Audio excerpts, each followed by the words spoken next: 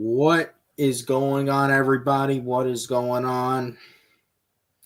No J Rock to begin this one. It fucking sucks, man. It fucking sucks. Listen, obviously yesterday, it did not go the way that it clearly did not go the way we wanted it to go. I think a lot of us anticipated it to go. Yesterday, the Falcons lost miserably in New Orleans to probably the worst Saints team in the last 20 years. In a game that, let's be completely real, the Falcons lost. I want to go ahead and I want to start off here. I want to just fire away. Congratulations to Saints fans on winning their Super Bowl. I'm going to go ahead and say that. Congratulations, to every Saints fan out there. Obviously, 44, the legendary, Mr. Jerry Poor, all the Saints fans, y'all know who y'all are. Listen, y'all won y'all Super Bowl yesterday. That game, you could tell, the way y'all played it, at least in that first half, y'all played it as, fired up as a team who has been on a 7-game losing streak, just fired their head coach, is in the worst spot you've been in that your franchise has been in for 20 years. The Saints have not been in this position since 2005. That's 20 years. So for them to come out and get a win, I know it had to feel good for their fans just to get a win, and nonetheless to win versus us. I know this is their Super Bowl. They don't care if they don't win another game all year. The fact that they won this game, they are happy with it. They are happy with this win. No one is going to be able to take this one away from them. And look, I'm not going to try to. I'm not. Saints won this game. Congratulations. That's all I can say to Saints fans. Congratulations, man. I'll say some of y'all deserve it. Also think a lot of y'all, I don't think y'all deserve it. Hey, y'all got it. Sometimes in life, you don't always get what you deserve.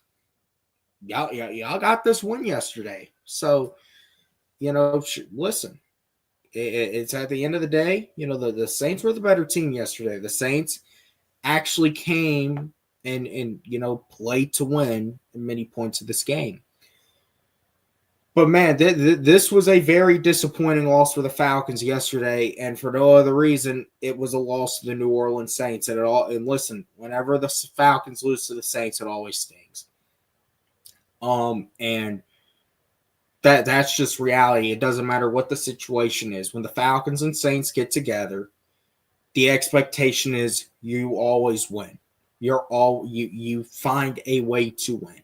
And you think this is the worst Saints team in 20 years.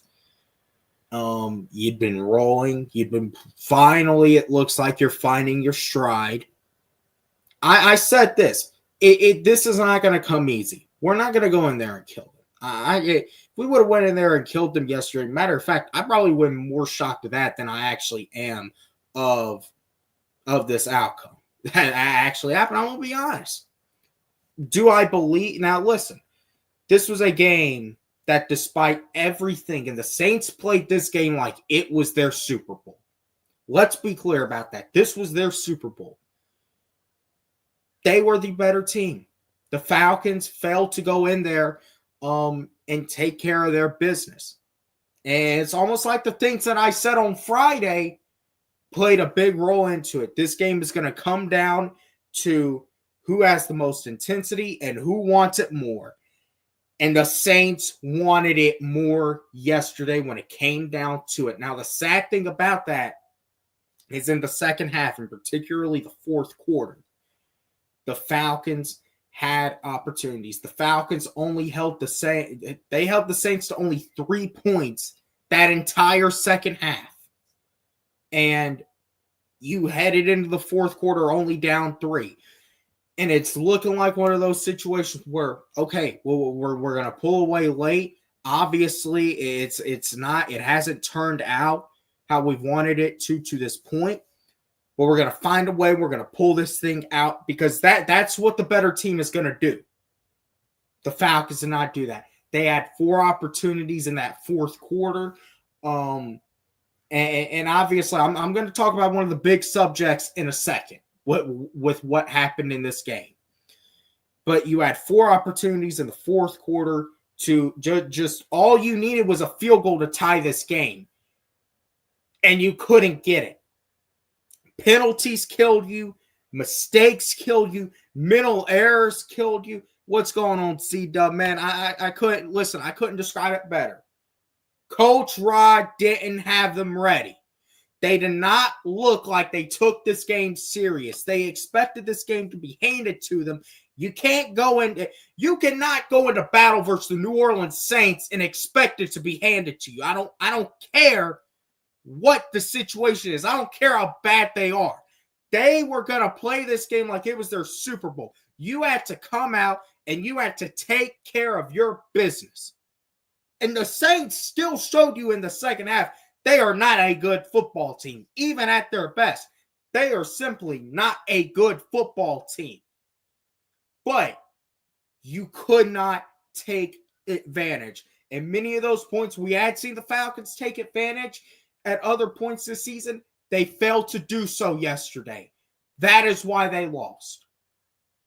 Because of missed opportunities, stupid mistakes. I'm going to talk about it. Let's get it out of the way. Younghoe Koo, 3 missed field goals. Now listen. Everyone in this fan base, including myself, we love Younghoe Koo. We've loved what he's done, his contributions he's made to this team over the past 5 years. I don't know if y'all really realize this. Yesterday was actually the 5-year anniversary of Younghoe Koo's first game as a Falcon in New Orleans. How does he celebrate his 5-year anniversary?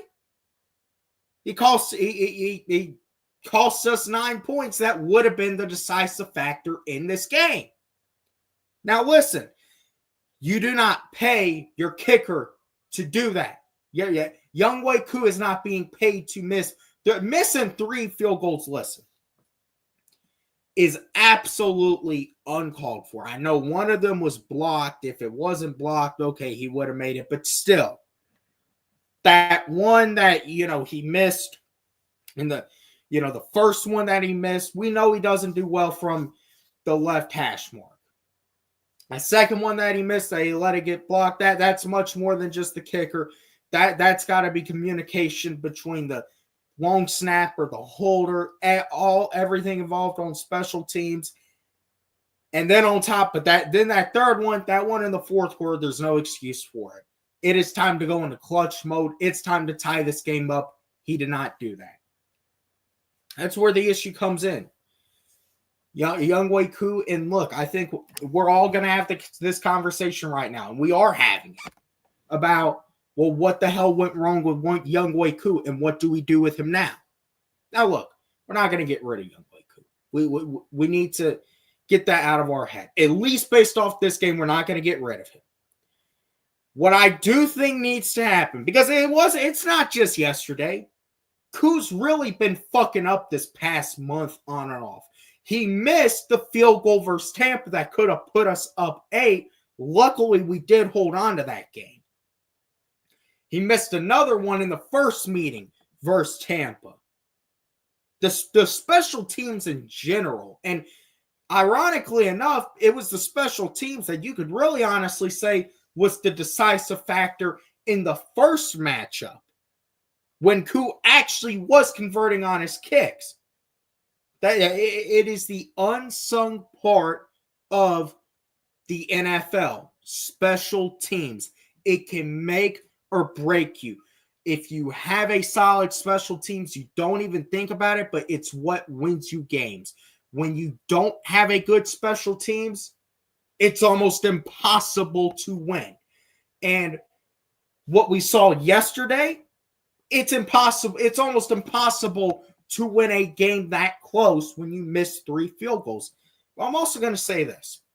I'm not a believer in just blaming one guy. I'm really not. What I believe in is holding everyone accountable. And Younghoe Koo, he holds a big part of that. And what I think needs to happen, you need to bring someone into this building that can really light a fire under Younghoe Koo's ass.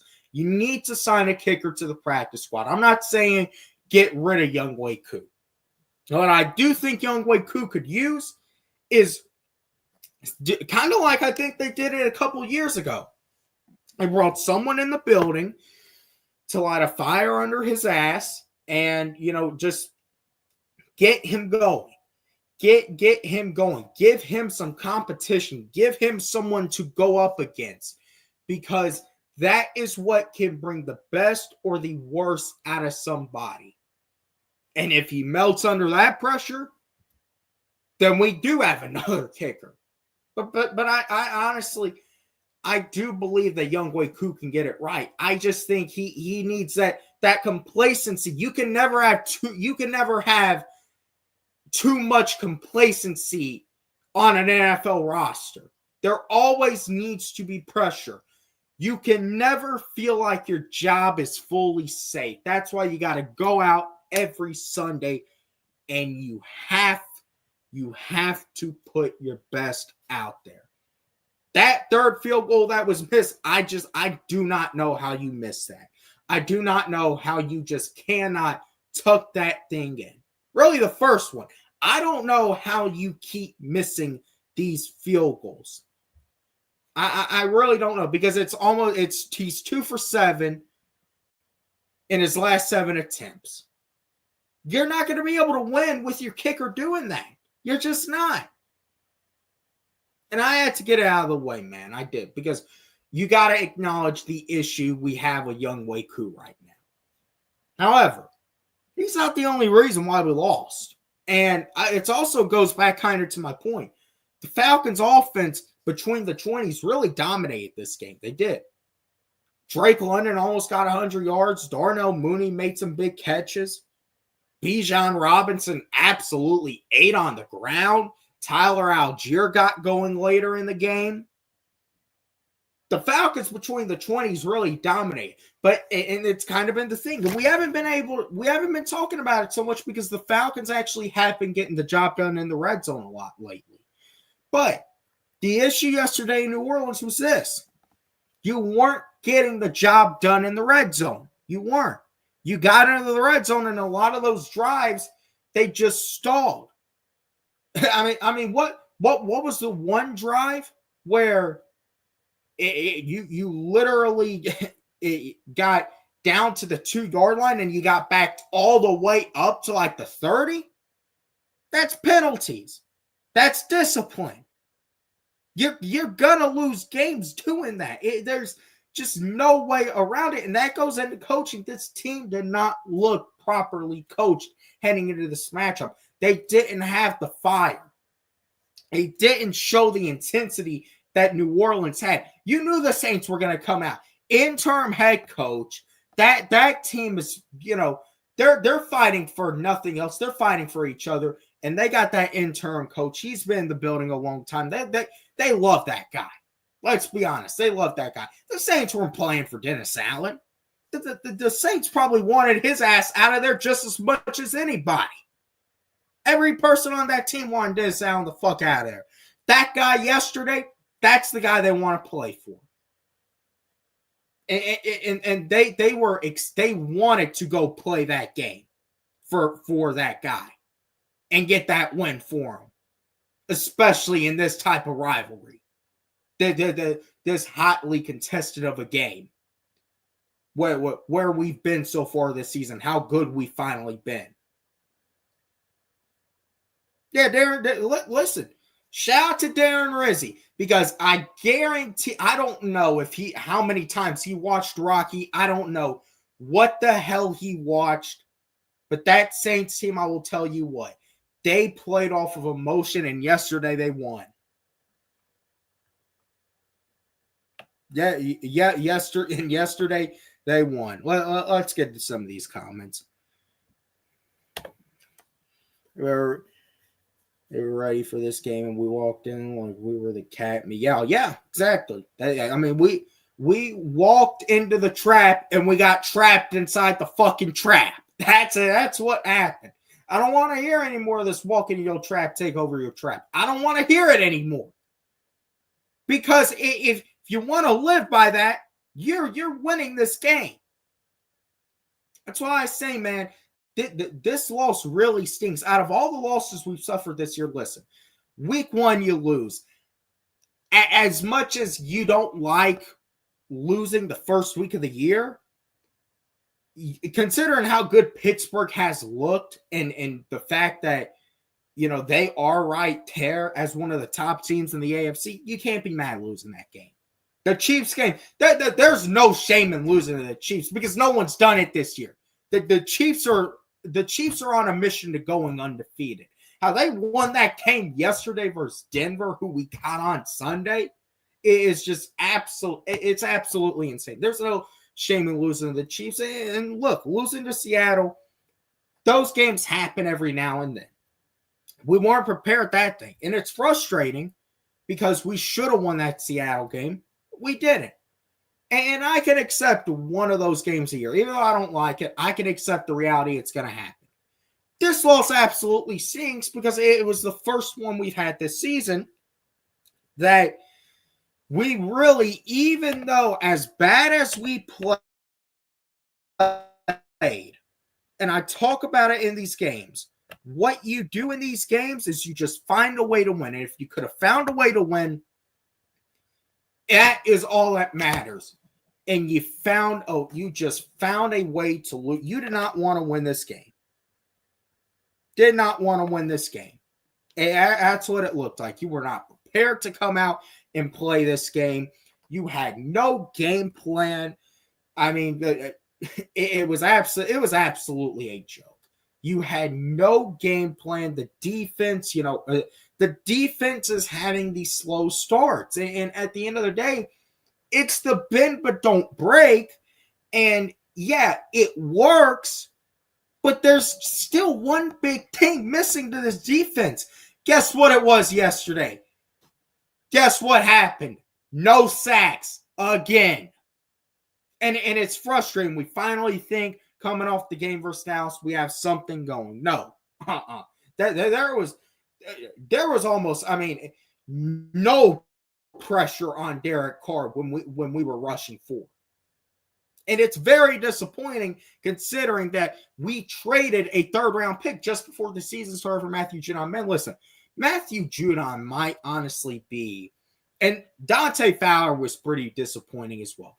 But Matthew Judon might honestly be the most disappointing move the Falcons have made since Steven Jackson. Because the fact that we have just seen those red sleeves are a reminder of the disappointment we're seeing. The fact that he hasn't done anything since the first couple weeks of the year. He's just gone dead into the dark the past 8 weeks.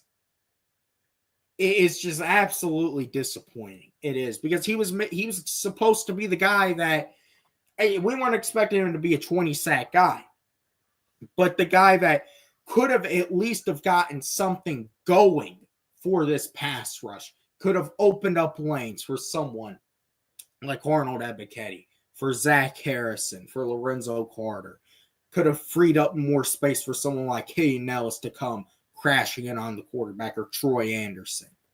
It's absolutely disappointing. We cannot get any pressure on the quarterback. And that's going to be the downfall of this team when we get into January, when we're having to go up against San Francisco and Detroit. Man, you don't want to be facing that. You can't get any pressure on the quarterback. I don't care how close you play the game. You get into a shootout, you're fucked. Because you can't get pressure on the quarterback. You got nobody who can set the tone up front on defense. You're relying so much on the secondary. And we saw it when Valdez-Scantling was burning us that entire second quarter. It felt like we didn't have an answer. We were lifeless. Where's the lifeline? We don't have one. Yeah, it's sad, man. It's really sad. But what's probably most disappointing about it is the offense, because let's be clear, the offense did not have their best day. As I talk about time and time again, you got to finish these drives in the end zone. You do. So as much as I think we want to be mad at Younghoe Koo, and we should be, because listen, we paid Younghoe Koo to go get those points for us. We still got to think about this, man. We did not finish those drives in the end zone. And the good teams, they cash those drives in for points. It's sad, man. It's really sad. The penalties. We do not look like a well-coached football team. We did.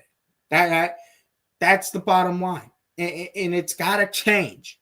It's got to change, especially as we enter this final portion of the year.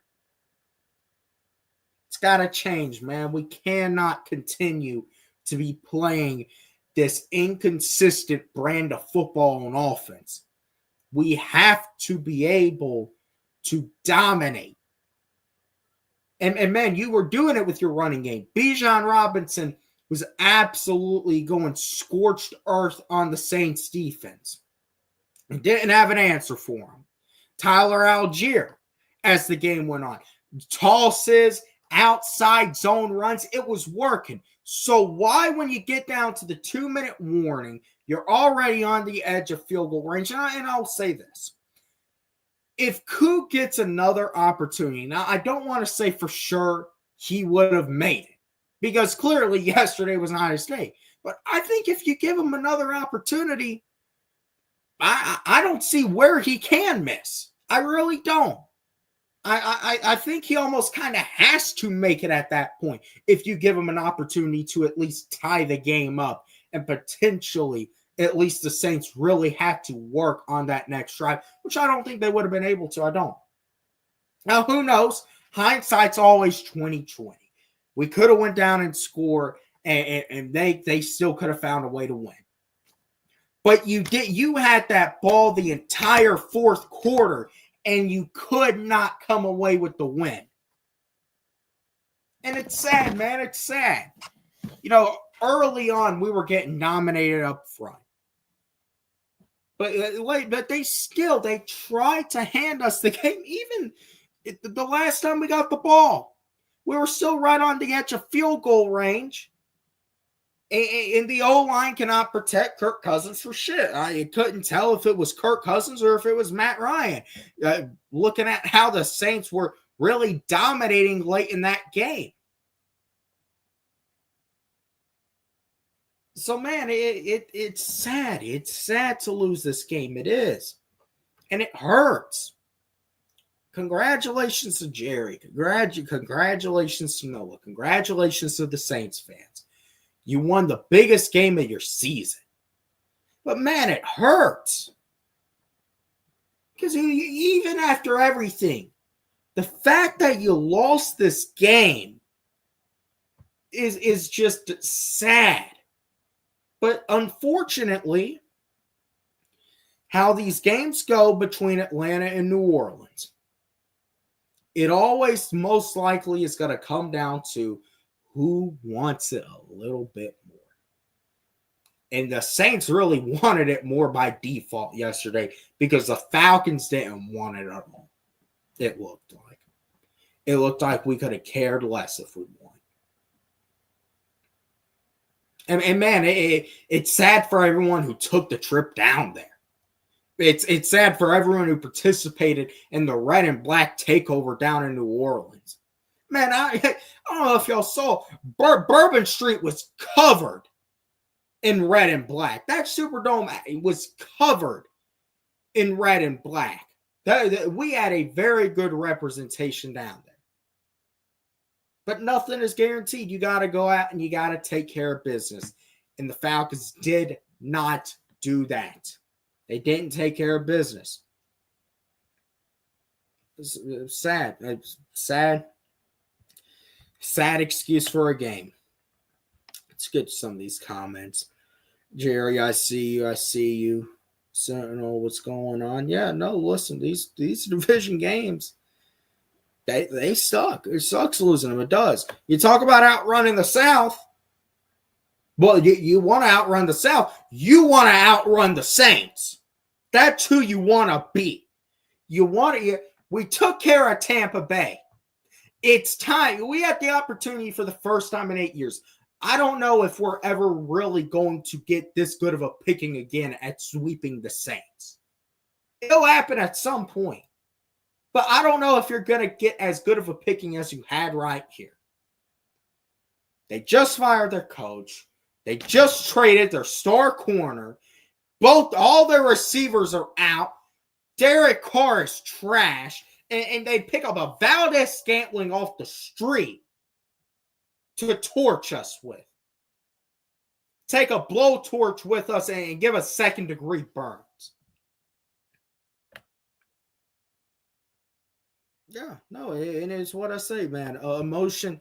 Like I'm showing emotion right now. I wasn't honestly expecting, to come on here this fired up, but I am, man. I am. I'm pissed talking about this game. I am fucking pissed. Hey, and we beat y'all too. We beat y'all too. We did take care of y'all. Y'all should feel worse about that. Man, y'all finally got yourselves a little winning streak going. I'm proud. I'm proud for the Panthers, man. I ain't gonna lie. I'm proud for y'all. Y'all finally looking respectable, at least for y'all standards. I don't know what y'all standards are, but no, listen. This is sad reality. It is. You lose these games. These are games you do not forget. There's games you're going to have to hear about. And I said this on Friday. We did the same thing to them back in 2019. It's just common occurrence. It's all about who wants it more in these games. These types of games, man, throw the X's and O's out. It's all about what you're taught in Pop Warner. Who the fuck wants it more? Who wants it more? And the Saints wanted it more because we didn't look like we wanted to win for shit. There is, the only, I think, silver lining in this game yesterday is that Tampa Bay did lose. So we are still 2 games ahead in the division. Tampa Bay, I believe, is on their bye this week. We are on our bye week 12. We got a game in Denver this Sunday. I won't be honest. I think we can win in Denver. I'll say this. I think we can absolutely win in Denver. I just don't know if we will. I really don't. I think this team the bye week is going to come at a good time. I hate putting it this way, but I'm kind of even thinking about it. I want us to win versus Denver. Anytime I can watch the Falcons is a treat. I want to beat Denver. I do. Because I don't like Sean Payton. I don't. I don't know if we're going to win. It feels like a game we absolutely can win. But I've also seen this many times. The Falcons, it's a game they can win that they find a way losing. I think the bye week's coming at a good time. But I got to say this, man. I do. These are the types of games where now you really are questioning yourself. You got to think long and hard. Who really are you? Because if you can't even win these games, who really are you at this point? What are you worth? What are teams going to take you as? You wonder why there's so much disrespect towards this team. This is it. This is it. This is why there's all that disrespect. And now we're in a position to where, okay, are we going to let this define our season? Or are we going to come out next week in Denver, prove everyone, honestly, including myself, wrong, and get a win? I hope we do. But, man, playing in Denver, it's a tough environment. Denver, listen, Denver's going to be pissed off after how that game ended. I'm telling y'all right now. How that game ended yesterday, they're going to be pissed off. And we know Sean Payton loves nothing more than beating the Falcons.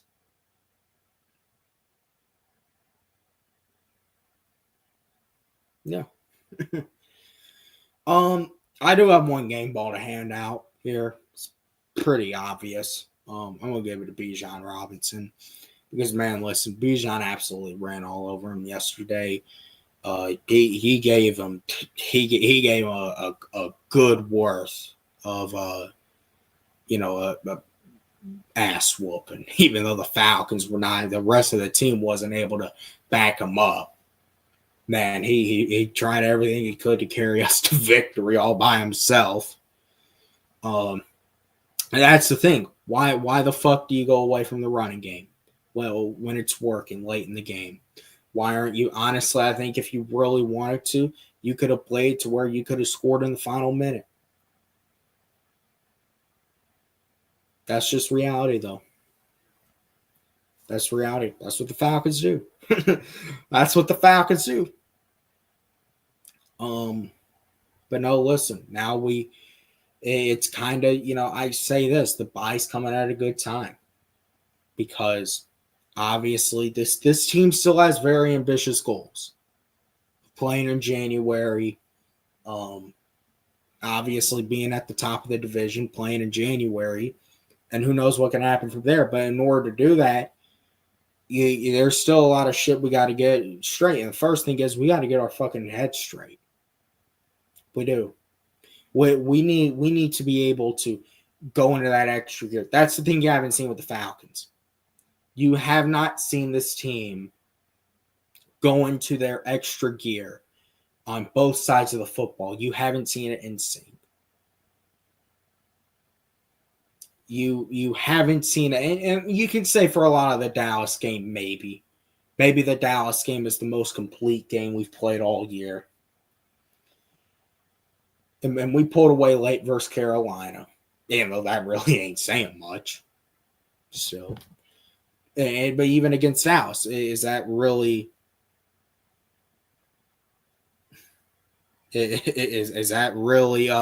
saying much at this point? Because y'all see how Dallas looks. Dallas looks awful. You should have came and you should have punched the Saints in the mouth yesterday.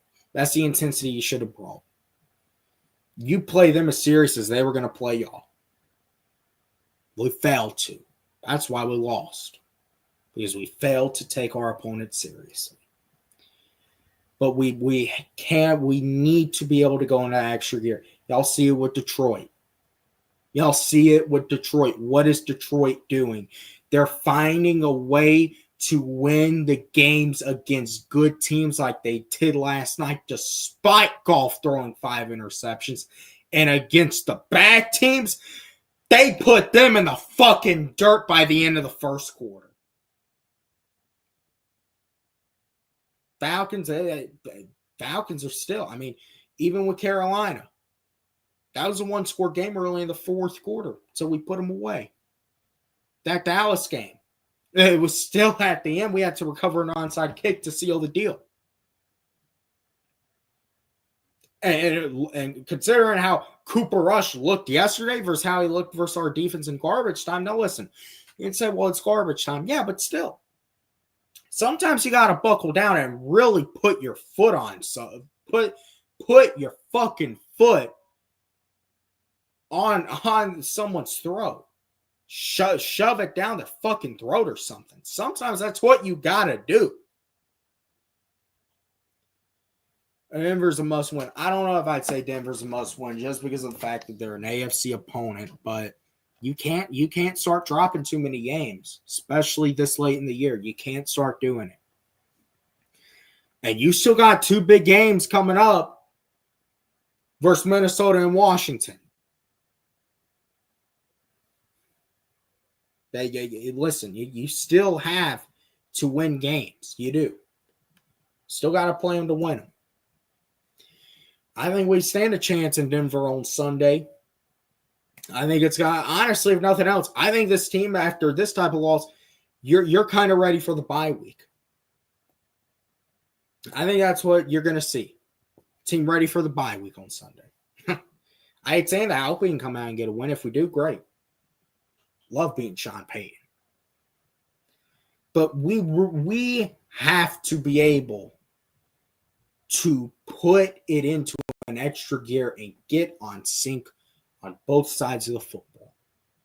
And we haven't had a game like that yet, where there is not a question throughout it, and it shows in the final score. That should have been yesterday.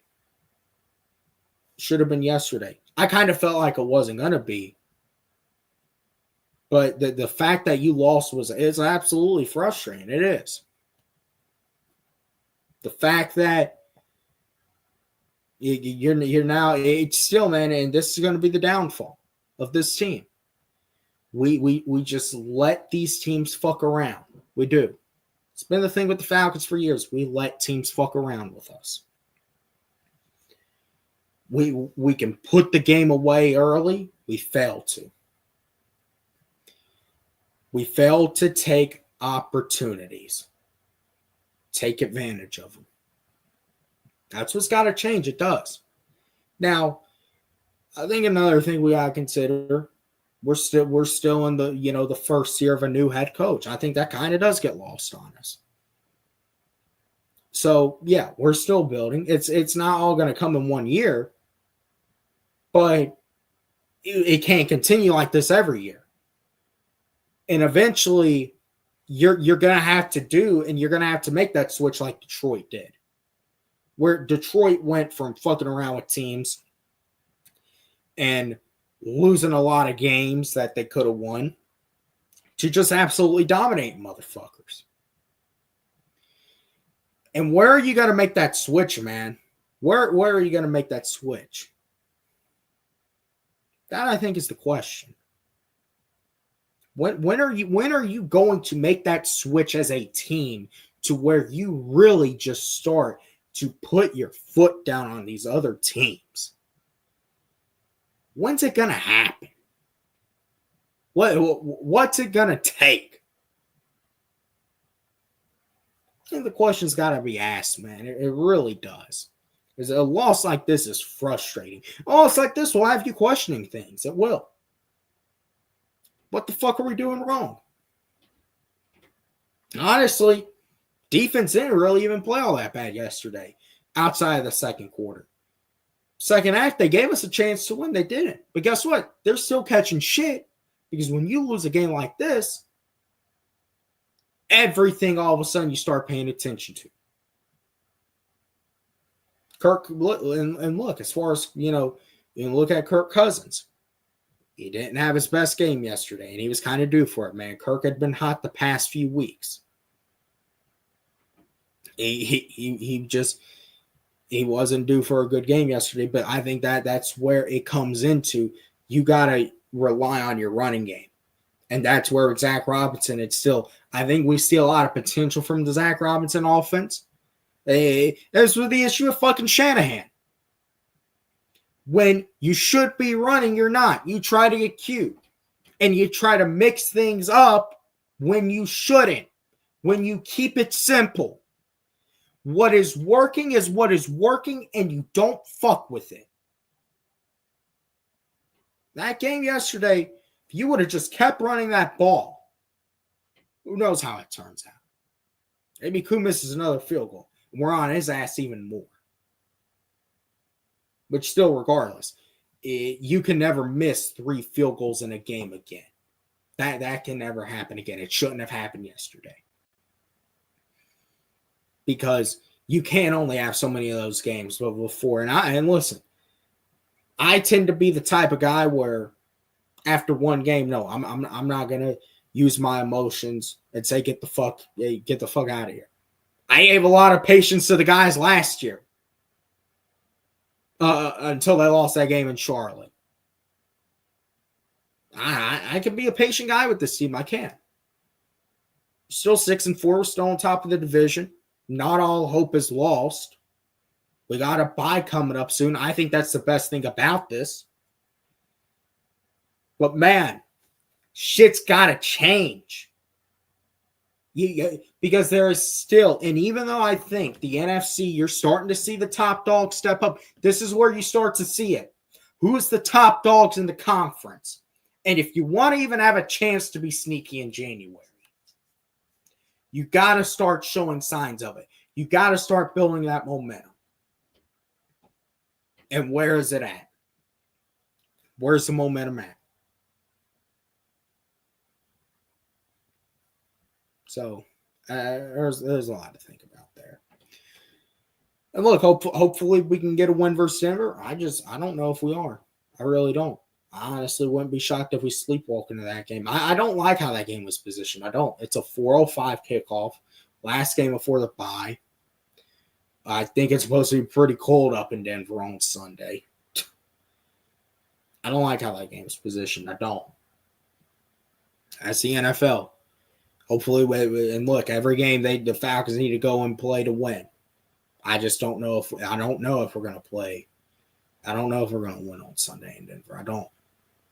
Honestly, something's telling me we are. But I've seen this time and time and time again where the Falcons are supposed to win a game and they don't. Matter of fact, I'm trying to think about something. The last time, okay, never mind. But still, man, look, the bye week, and this team's beating up too. Let's not make a mistake. The O-line's beating up. The trenches are beating up. Shoot.